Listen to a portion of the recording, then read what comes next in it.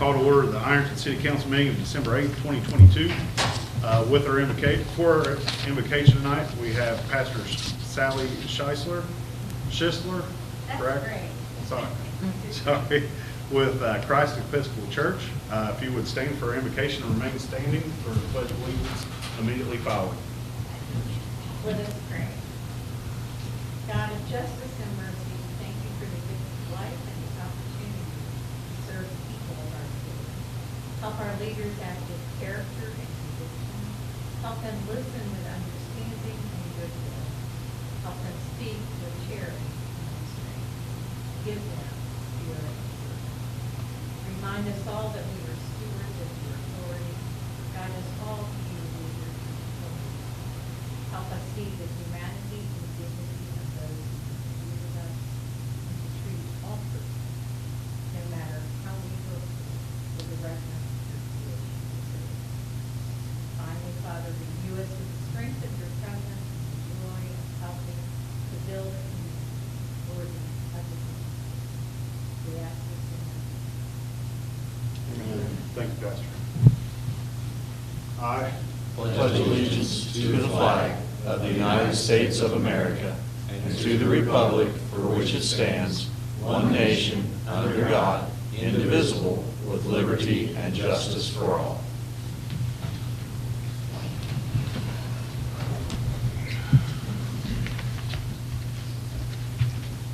Roll call, please, Mark. Cleary. Here. Haney. Here. Harvey. Here. Hawk. Here. Klein. Here. Perry. Here. Pierce. Here. Next on the agenda, we have the approval of minutes from the regular council meeting of November 21st, 2022, and the PUC committee meeting of November 21st, 2022. Do I have any edits, additions, or omissions to those minutes?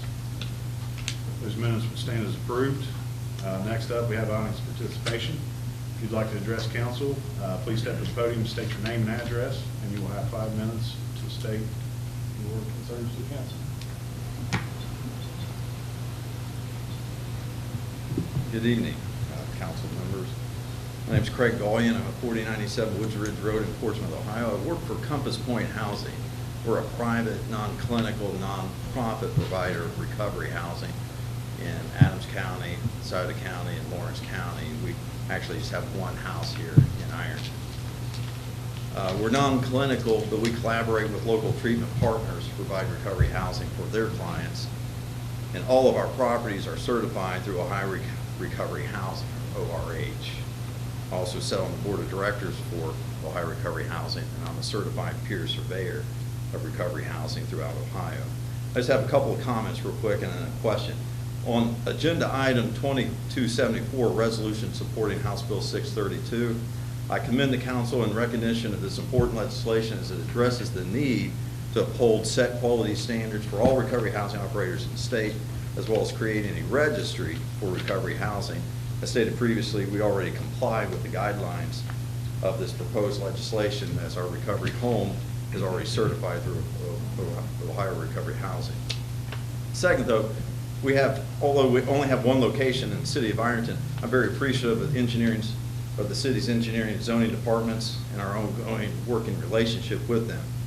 When we began to look for a location back in 2014, we reached out to the mayor at that time and went through the correct process of complying fully with your zoning and building regulations. We obtained a certificate of occupancy of our house in 2018, and we've complied with your recent ordinance requiring a registration of our property. But last Thursday, we received a phone call from Captain Joseph of the fire department informing us that our property could now only house 5 residents, despite our certificate of occupancy based upon an ordinance that was enacted in the past. I requested and obtained documents meant to justify the phone call received, but those documents are just the ordinance requiring registration, to which we are already in full compliance with that. I then asked the building department if they could obtain some written position from the city to substantiate their new position.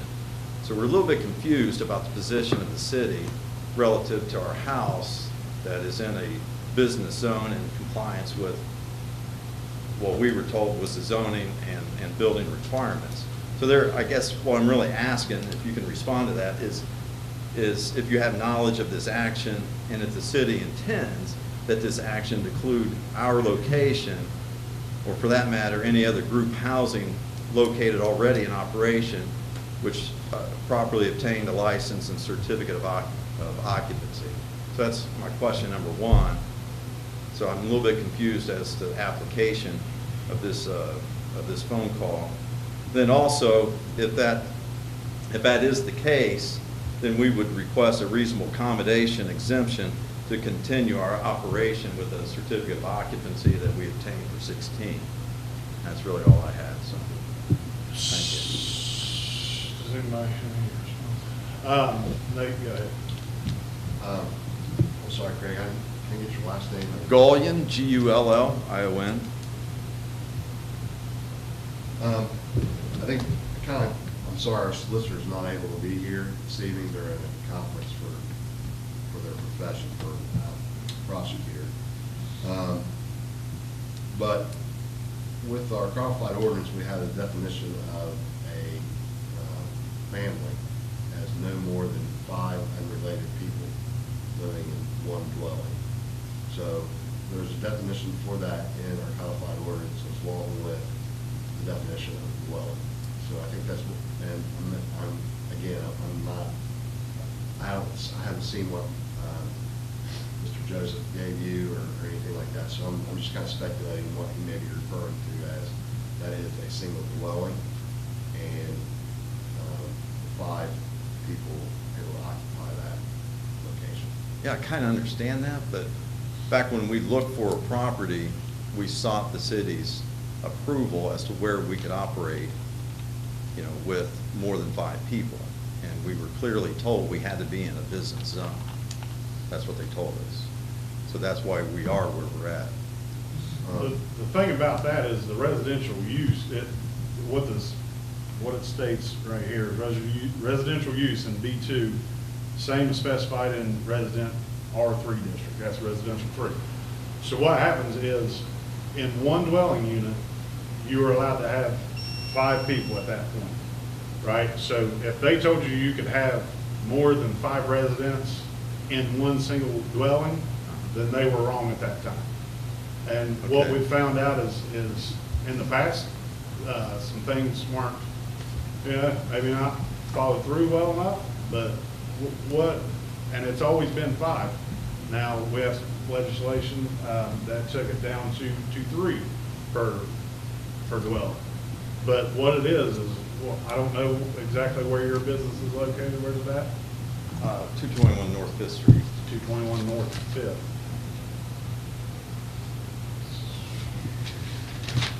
So it's registered on, you know, we had to register it as per your ordinance.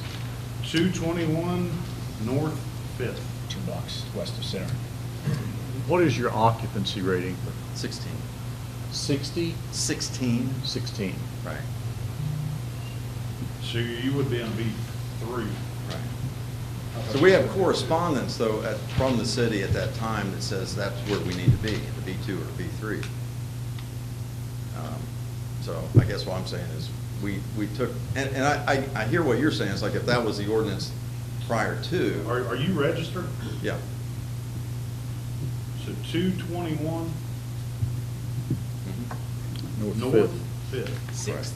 North 6th. Or You say 5th. Fifth, right? North 5th. 5th? Yeah. I don't see you listed on this map. It's- You registered Yeah. recently with the city? Well, yeah, we complied, and here's a copy that I received from your department, your zoning department, that lists all the registered properties, and we're the first one on there. Okay, good deal. Well, thank you for following that registration requirement. I don't have you on here, but it looks like you're in B3. Right. That's going to probably be the same, if I'm correct. Business 3. So, Craig, while he's looking that up, the part of the problem is, in the past, some of our zoning has been very lax, and it's been the wild, wild west, and we're trying our best to rein it in based on citizen complaints. Yeah. It sounds like you're doing things right and you're treating people right, and we're sensitive to that. And there are certain circumstances, and again, the solicitors aren't here, where things that have been in place and have been doing things right are grandfathered in. But I can't tell you that without them being here. But we do appreciate you not being part of the problem, but being part of the good faith people that are doing the right thing and following the zoning and the guidance that you were given. So, Yeah. I appreciate you saying that. And again, I do have a letter that I received back in 2014 from the city solicitor stating that we need to be in a business zone. And I also have, correspondence even with the zoning department to verify that as well, so. But again, I recognize what you're saying, that this other ordinance was done prior to that. But I think the occupancy is through the fire department. That's how many people you can have at one given time. It's in through the house. building department, and it has to do with building code regulations. which How many is- people you're allowed to have in there at one time. This is completely separate. This is what this legislation No, this is in place. All right, the occupancy is for people living there, for sleeping there, for staying there. That's what it is. It's a group home. It's not a single-family dwelling. It's a group Well, home. then it says in the B3, for residential uses, the requirements shall be the same as specified in residence R3 district. So that would still, even when you sign this, would still be 5 people per dwelling. Right.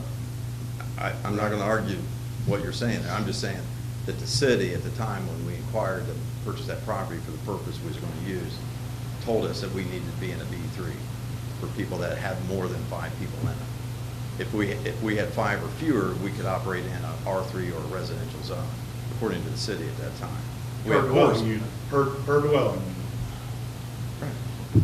So that's why we have, and that's why we sought to purchase that property, and that's why we sought to have a 16-person occupancy and follow all the building requirements. Nate.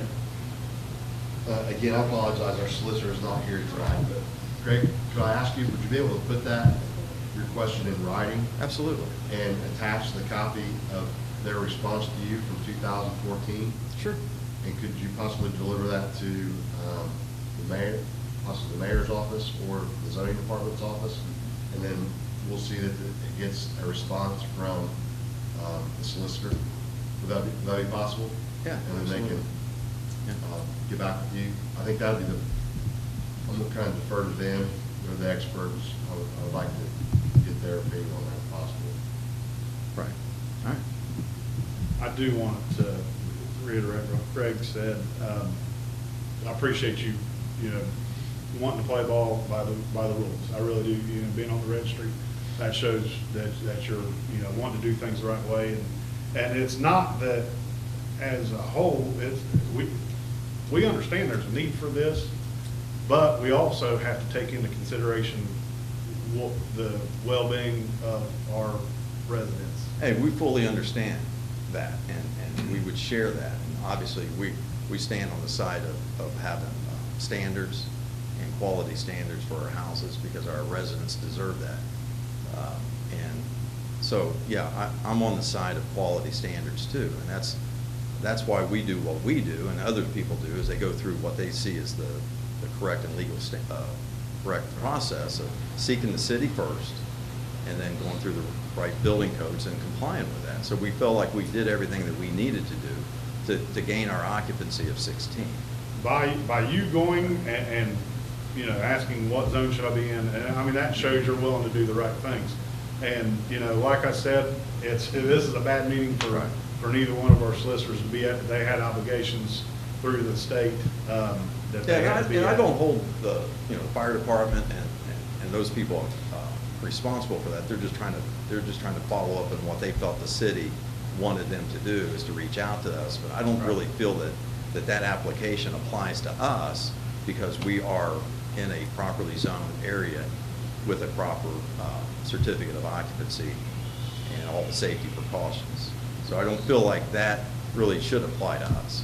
or to others that already have that certificate of occupancy. Does that make sense? It makes complete sense, but you also have to look at what we're looking at is, no matter what, before the zoning took place in Ironton in the late 60s to early 70s. So if that's been in place since for the last 50 years, I'm not understanding why okay, let me ask you this. How many dwelling units is in your location? It's just one. So it's just one big house? Right, so it'd be the same equivalent to having whether it's a mental health or developmentally disabled or somebody that needs assistance. I mean, these Right. people are all ambulatory. They can free come and go and stuff like that, and there's supervision and oversight and things of that nature. But there's 6 bedrooms that have a certain occupancy of each bedroom, and one big kitchen and shared space. So we feel like, people should be able to live together, if they choose to live together in that capacity. We just happen to have a certificate of occupancy for 16 in that one big property. Right. We have 16 properties within 3 counties, some of which house like 4 to 5 people, some up to 24 people, just depending upon the size and scope of the property. The thing about that, which I would like to see, what Nate requested you to send in, I'd like to review that before I, move on with this. But I would appreciate if you would send that documentation in. I certainly will, yeah. Okay. And I will send it to you want me to send it to the solicitor? What did you say? Or to the mayor? Solicitor and mayor? I think you could send it to. I can send it to the mayor, and then the mayor can send it to whomever, but I guess my last statement would be that I understand what you're trying to apply, and I'm not saying that I'm in opposition to what you're wanting to apply, but I would think those of us who already have a business use and a certificate of occupancy and are already conducting business, then we should be exempted from that action. I can't tell you without our solicitors here if that would be grandfathered in or not. Now, Right. possibly. But I think the but city possibly not. could, even if, whether it's grandfathered or not, could issue us a reasonable accommodation exemption, because, we're not imposing a danger or threat to the community or to the business or anything like that. We're operating the same as we have since 2018. And so, we feel like we should continue that operation, or have the ability to continue that operation. Because if not, then it really, you have a certificate of occupancy. Our incomes comes from the rent that we charge for those residents, right? So it's like if you go from 16 to 5, that drastically changes the revenue potential Right. for that location. It wouldn't make it hadn't we known that was the case, we would not have sought that location and invested the investment in that, and to really turn that in from what would have been a single-family dwelling into a group home, right? Right. And so anyone else that went through those steps to get an occupancy beyond 5 would be in the same position, I feel, as what we are. Does that make sense? It does, and like I said, I really don't have an answer for you without them being here. I'll get that documentation together and I'll send it to the mayor. Appreciate you, Mike. Something for Mr. Gillen, who issued the certificate of occupancy to you? Well, at that time, the city of Ironton didn't have the capacity to do that, so they deferred to the county. So is it a commercial building? Yeah, it'd be a commercial, So, yeah. Bill School is the commercial building. It's technically county. Would you care to send that copy of that certificate with the other papers so we can see who's issued that and so forth? Absolutely. It's our fire department, occupancy, fire safety, that. Yeah, they come on an annual basis. Bill fire School department. does any commercial building, even if we're doing a commercial building here, like, that would be Does he review the city? Probably not. Bill Okay. Tool does whatever Bill Tool wants. Right. He's from Athens, so he doesn't care about Ironton. Yeah. And then we had to push like stormwater control. Yes. It's true. Like I Thank you, said, sir. Thank you. appreciate your time.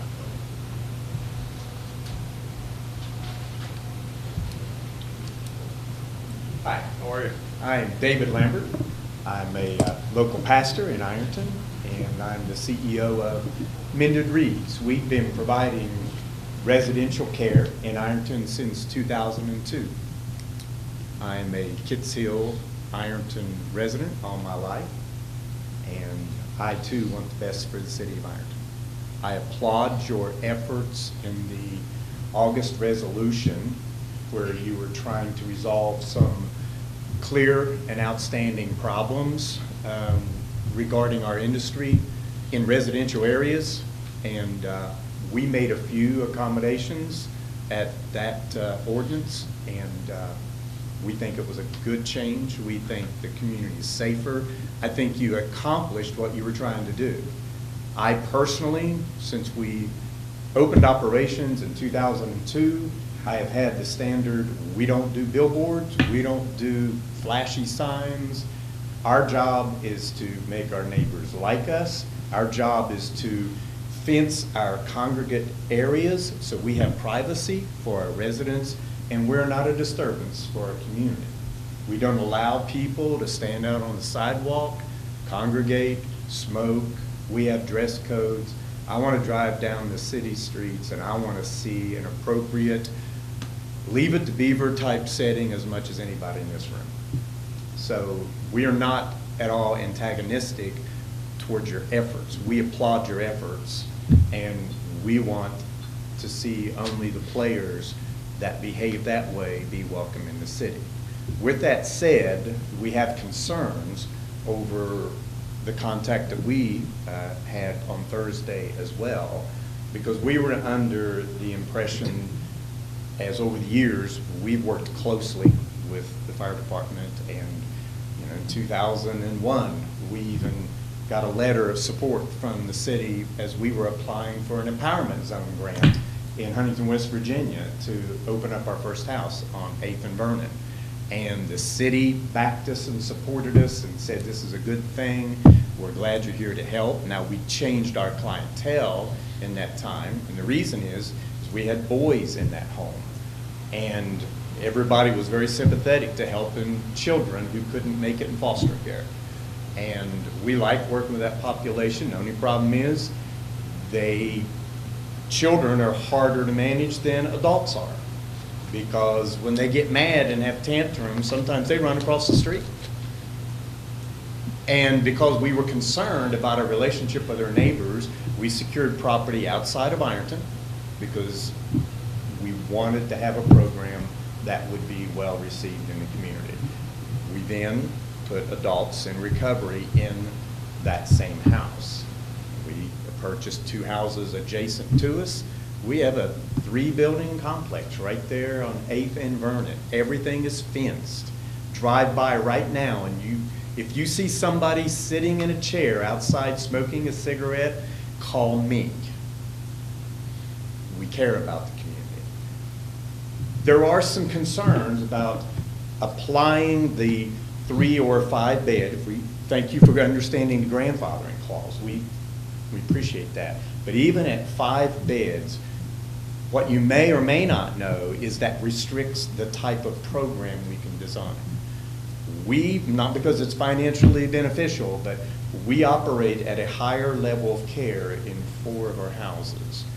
And that higher level of care means we have to have 24-hour supervision, we have to have nursing, we have to have mental health people in the building, inside the unit, working with the people because their needs are so intense. After that case, we then allow them to go to a lower level of care that doesn't need the 24-hour supervision. Those are the houses that you were putting restrictions on back in August, and we complied with every one of those requests. Those are unsupervised at night. Those people are living in those houses as a family dwelling unit, truly a family dwelling unit. I will tell you that whatever the licensing code says, or I'm not here to talk about the legalese of it, I'm here to talk about the functionality of it. The houses, and I appreciate what Craig was saying, it's the same setup of a house. We will have 10 to 16 people in one house. What that does is it allows you to hire nurses, 24-hour staffing. You have eyes on people even when they're sleeping. You know where they are. You know what they're doing. The houses that have the larger beds and are operated at a higher standard by our licensing, they're very strict on how we have to operate. Those are not the houses that are ever going to be a problem with the community, providing the city says there are certain standards of decency, there are certain standards of separation. And you could look at one of our houses as the model. Don't buy a house unless you've got enough property around it and put a fence around it and have privacy, and don't let neighbors and possible future businesses looking at Ironton, don't let them see things they don't want to see. And we would encourage you to schedule a discussion, an operation type meeting to where there could be a give and take exchange of ideas, so there could be a place where we can meet in the middle. I don't have comments about some of the other operators. I think you've already said, you know, there are some people here who work above and beyond, and there are some who we don't know who they are, and quite frankly, we've already seen their standards and we don't want them here. If there's a way that we could have a working meeting where we everybody just sit down and discuss ideas, then take that information back, be better informed, I think you could come up with something and get even better than what you have. But I beg of you, please do not, on the 22nd, make a decision about something that is not a family dwelling unit. I don't care what the code restrictions are, I don't have a family dwelling unit. This is more of an inpatient type operation. It has to be, I can't have an oven in the room with somebody who's detoxing. It's dangerous. I can't have a kitchen with knives in a room with somebody who's actually convulsing. They'll kill themselves. And if you say, well then fine, run that program, but run it with 5 beds. Then you, by the very fact of saying 5 beds, that means I can't hire a nurse. I can't have a 24-hour midnight staff. I mean, the cost of labor alone will be more than what the revenue is. So what you may have done by accident is kind of circumvented around saying you can't in Ironton offer the highest level of care, but it's okay to offer the lower levels of care. And in our program, and we've been applauded by our sheriff's department and by local judges, they like our program for people who are more severely impaired. If you are dual diagnosed with mental illness and with some type of substance abuse, they do refer them to Mended Reeds because that's the intense level you got to have. And I promise you, if what I've seen proposed is approved on the 22nd, there will not be one high-level caregiver in the city of Ironton. There will only be the lower levels of care. And there will still be people doing business, but they will take people who are detoxing and try to put them in a bed with no supervision at night. And that's dangerous. Yes. I know you've talked about level of care a lot. You're referring to ASAM? Yes, Okay. exactly. What number? Okay, we offer 3.7 withdrawal management, 3.7, which is just a step down from the withdrawal, but it's highly intensive medical. And that's the number that's the one that requires ASAM, 12 yeah. to 16. I'm sorry. That's the one that requires at least 12 to 16. Yeah, you have to have at least 12 beds in that program to be able to pay for the staff. Okay. At a level, if you got 16 in there, now you can pay your staff a whole lot more money. Because it is, you can do it more like a hospital. Okay. And that's what we want to do. Every year, we increase our salaries for our employees. Every year, there's a salary increase. And we pay our people with benefits, and we employ 125 people in this organization, and almost every one of them pay Ironton income tax. 125. If this goes through on the 22nd, at the bare minimum, we will lay off 60 people. At the bare minimum. And there will be high degree, high credentialed, highly paid people. And we understand, we want to work with you. And I'll be welcome to try to answer any other questions. If you want more of the details, I mean, I've got people here that can talk from the important departments, and they can speak a whole lot better than I can. But we offer 3.7 withdrawal, 3.7 medically intensive still, 3.5 24-hour supervision. So I call that the level care 3s. You cannot do that with less than 12 people in a room, in a complex. I can't let them have their own kitchens. That defines a dwelling unit. They will hurt themselves and they will set the building on fire. But we have not had one incident like that in 20 years, not one. Mr. Lambert? Yes. I appreciate you coming. I know my time is up. No, you're good, you're good. Okay. I appreciate your input, I really do. And I think, you know, you were one of the first names on the registries also. You know, I understand where you're coming from, I really do. And my thing is, and I've had phone calls and everything else, I wish we would have all this input as we were trying to deal with this over the past 14 months as we had. We've had more people come talk about this from your point of view the last 2 weeks than we have the entire 14 months. Then this that is we've been good. creating Prompting this was good. legislation. But let's don't let December 22nd be the drop dead date. Let's keep the discussion going. And like I said, you have, you know, information, and I've spoken with you before about this, And I you know, appreciate it. I think council is trying to do, you know, trying to keep both places, because obviously, as we spoke before, we want the organizations that are running things the right way, and doing the right thing, and, you know, dotting all their i's and crossing their t's. We want that type of facility. Thank you. And it's a blurry line between how do we create legislation to reward the people that are doing it the right way, and, you know, and deal with the people that aren't doing it the right way.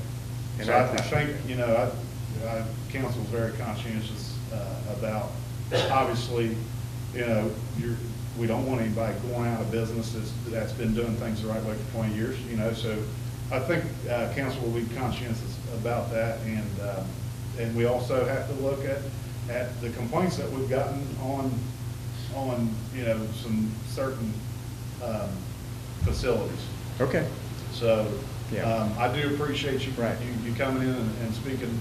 Just, you know, just on one that. more thought, just on an educational format. I know there are other cities, there are other places that say, we want to promote just a day counseling location, and then send them out into other family centers, family-style homes, but then ship them into one place and give them their counseling.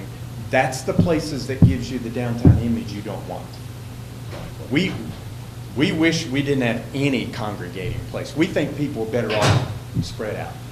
And, Okay. and to that point, I'd say 80% of the complaints that we've got, Yeah. Pastor Lambert, are from residential areas. Yeah. That, that are unsupervised. Yes. That have the guys on bikes and backpacks in their yards 24/7. Yes. So we're trying to walk that fine line of getting rid of that Yes. and keeping the things that are helping, because, Right. you know, every one of us up here is sensitive to, probably every one of us have someone in our family that Yes, has thank issues you. with mental health and or addiction. And mine no exception. So we all have a heart to the need for that. Good. It's the dealing with the residential areas and the unsupervised chaos. Well, I have suggestions, and is I what know we're trying to get rid of. We're not wanting to drag this out in this meeting, but we have suggestions that we think would help. And we have a public hearing coming up. Is that on the 22nd? 22nd. So the 22nd is a public hearing, and it's not the There's a public council. hearing that day. Yeah, that's not a vote, okay. Well, then, There is a council meeting that day, Prior, but the or public hearing's prior to. Post the, yeah. yeah. The So prob- it has to be heard the third time, 3 times. Yes. So it'll have to be heard at the meeting. All right. No, will be the 22nd and 23rd. Yeah, I think the discussion I'm wanting to have, you would need a few weeks to think about our suggestions and trying to implement it.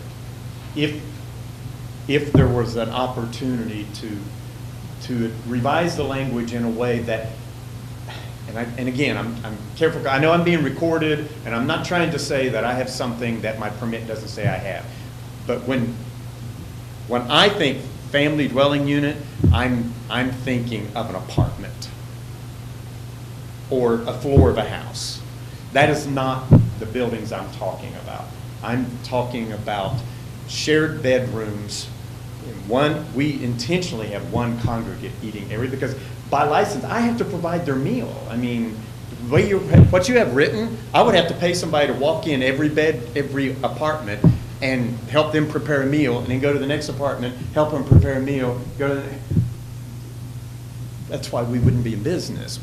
The operation that we're talking about, please don't restrict it to where it's financially impossible to do. If you don't care, I've received an email and I've reviewed it. Now, I haven't responded to it yet because I haven't had a chance to get with our solicitors. But if you don't care, would you send me just a draft of things Yes. that You'd be happy to do that with. but also, you've got to keep in mind that this is an issue that we have. There's got to be something we've got to. Can't be one side in here. And I applaud your idea of the moratorium. I mean, until this thing's figured out, extend the moratorium. Yes, we have more beds in Lawrence County than what Lawrence County needs. I get that. Extend the moratorium. Let the new guys go someplace else. I'm on that. Yes, I'm telling you that. But those types of ideas. But I want to applaud you for what you've already done. The August ordinance, that amendment was perfect, and I'm already seeing a difference up and down the streets of town. There are players, and there are addicts that are not there anymore, and I applaud you. I think that worked very well. So just in closing, I think everybody is on the right page. We obviously know there's a need for services like this in our area and in our city. Yes. But we're just asking that everybody play ball in the same. Well, Mr. Hawk, within the same please rule. continue to pursue the Level Care 3 and look at how do we accommodate to have those facilities. You don't want the lower care until you have the higher care first, for most people. Thank you very much. Appreciate your time. Appreciate your input. Have any other audience participation for this evening? All right, moving on to communications. We do have a letter from Mayor Cranwood for the appointment, correct? Motion to make that appointment of Jody Road Collins to the Planning Commission. Jacob? I'll second. We have a motion by Craig and a second by Jacob to appoint Jody Road Collins to the Planning Commission Board. Roll call, please, Marty. Cleary. Aye. Haney. Aye. Harvey. Aye. Hawk. Aye. Klein. Aye. Perry. Aye. Pierce. Aye. Ms. Jody Rowe Collins has been appointed to the Planning Commission. Moving on to reports, there are none. Moving on to ordinances, Marta, would you please give first reading to ordinance 2272? Amending the permanent budget for the city of Ironton, state of Ohio for the fiscal year ending December 31st, 2022, and declaring an emergency. First reading. Chris?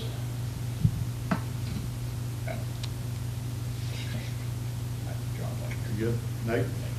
Make a motion to suspend the rules and give ordinance 2272 second and third reading by title only. Bob? I'll second that. Craig? Just giving favorable recommendation by I finance. was looking for it. Yeah. Yeah, we didn't make a note of Suspending the rules. favorable recommendation. We have a motion by Nate and a second by Bob to suspend the rules for 2272. Roll call, please, Marta. Cleary. Aye. Haney. Aye. Harvey. Aye. Hawk. Aye. Klein. Aye. Perry. Aye. Pierce. Aye. Ordinance 2272 has had its rules suspended. Would you please give that second and third reading by title only? Amending the permanent budget for the city of Ironton, state of Ohio for the fiscal year ending December 31, 2022, and declaring an emergency. Second reading. Amending the permanent budget for the City of Ironton, State of Ohio for the fiscal year ending December 31, 2022, and declaring an emergency. Third reading. Bob? Make a motion that we adopt ordinance 2272. Craig? I'll second. Have a motion by Bob and a second by Craig to adopt 2272. Roll call, please, Marty. Cleary. Aye. Haney. Aye. Harvey. Aye. Hawk. Aye. Klein. Aye. Harry. Aye. Pierce. Aye. Ordinance 2272 has been adopted. Would you please give ordinance 2273 first reading, Marty? It received Mike. favorable recommendation from the Public Utilities Committee. Thank you, Mike. Suspending the water rate increase and water administration fee increase for calendar year 2023 and declaring an emergency. First reading. Moving on to resolutions. Marta, would you please give resolution 2271 read? Approving the Lawrence, Scioto County Solid Waste Management District's amended draft solid waste management plan and declaring an emergency. Craig? Move to pass resolution 2271.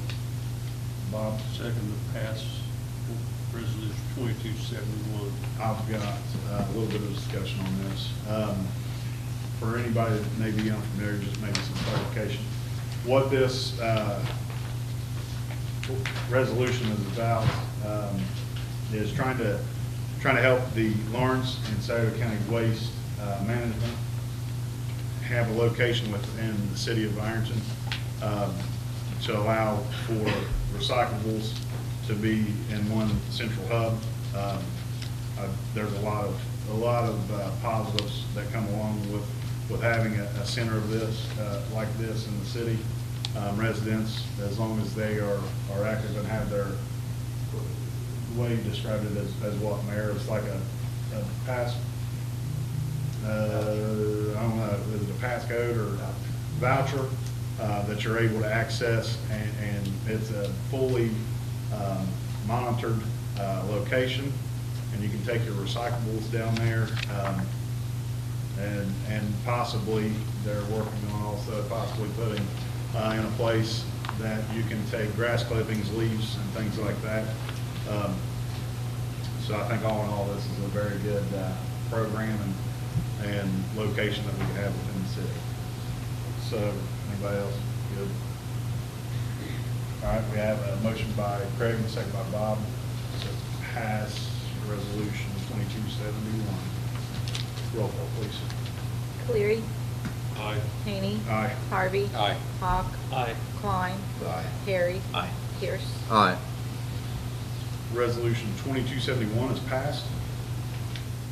Moving on to resolution 2274, would you please give that reading, Laura?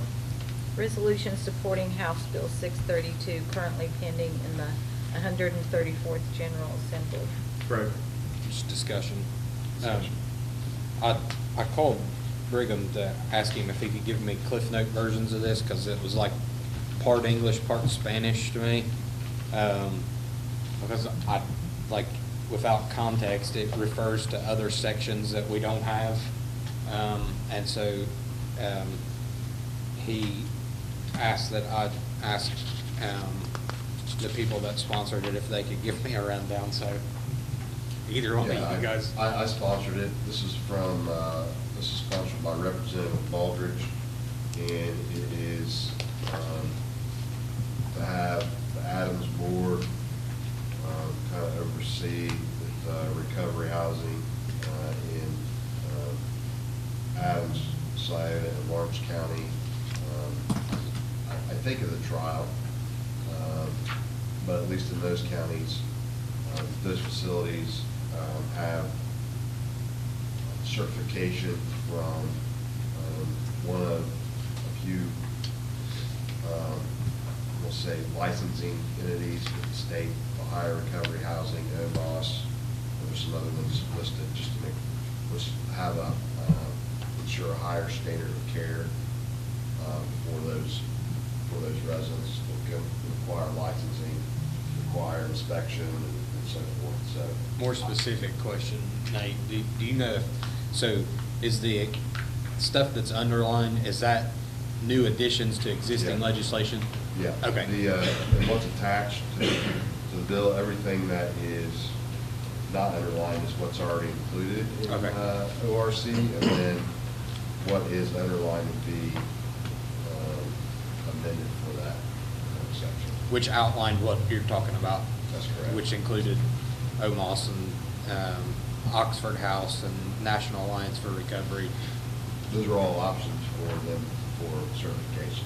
Okay, thank you. I think, in my mind, I think it's a good thing to provide additional oversight, talking about trying to ensure people, make sure we're doing it the right way instead of, you know. So that's why I sponsored it, and I appreciate Mr. Haney sponsoring that also.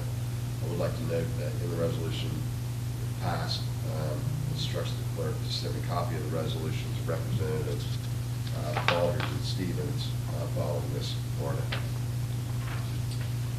And truthfully, Craig, I believe if our state representatives would have acted sooner on, you know, legislation as this, They threw the money out before the guidance. we may not be Yeah. in some situations that we find ourselves in currently. Yeah. So, you know, if this would have, you know, passed or been introduced a while ago, we may not, you know, have this on for this meeting. You know what I'm saying? So, I do. I like Nate said, I think the organizations that are just trying to